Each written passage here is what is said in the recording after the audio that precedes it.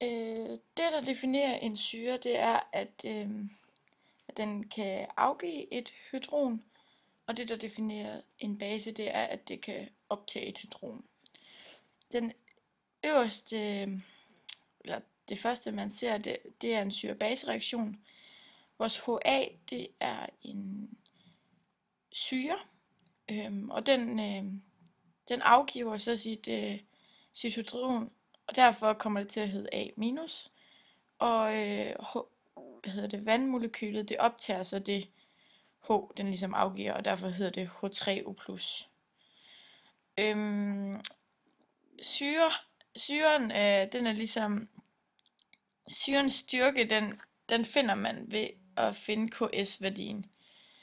Og KS-værdien, den finder man ud fra, at man laver et ligevægtsudtryk, og og det er ligesom det, hvor man sætter i tælleren, der har vi ligesom det, der står på højre side i ligevægtsudtrykket, og i nævneren, der har vi det på venstre side. Og da det på venstre side er H2O, som er vand i sin renlige form, så behøver man ikke at skrive noget der. Og så skriver man bare 1. Yes. Og den her styrkekonstant, den siger noget om, hvor meget syren kan reagere med vand. Og jo stærkere syren er, jo mere fuldstændigt reagerer syren med vand. Ja, så er der et lille skema med, Her har vi et billede, hvor vi ser, at vi har en stærk syre til venstre og en svag syre til højre. Og på billedet, der ser vi ligesom, at vi propper det her. Vi har noget vand ned i nogle bæreglas, og så propper vi noget syre i, og det er en rød prik med en hvid prik. Og da syren så er stærk, så splittes den her syre op og blander sig fuldstændig med vand. Hvorimod man kan se over på den, hvor den til højre, der er syren ikke stærk, og der er det kun nogle af dem, der ligesom splitter sig op. Og ja, det er jo ligesom det, der er betegnelsen for, hvor stærk en syre den er. Yes. Så har vi et billede af et bjergdiagram for eddikesyre og dens korresponderende base.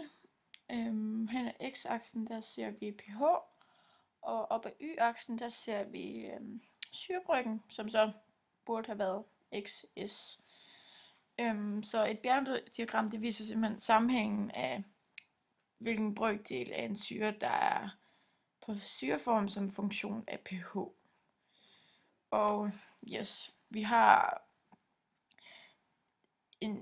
kan beregne, forskellige værdier ved den her formel, fordi at man har enten syrebryggen, eller så har man pH, og man har altid pKs. Så der kan man finde de forskellige værdier. Syrebryggen, den siger noget om, hvor meget syre der er på syreformen, når der er ligevægt.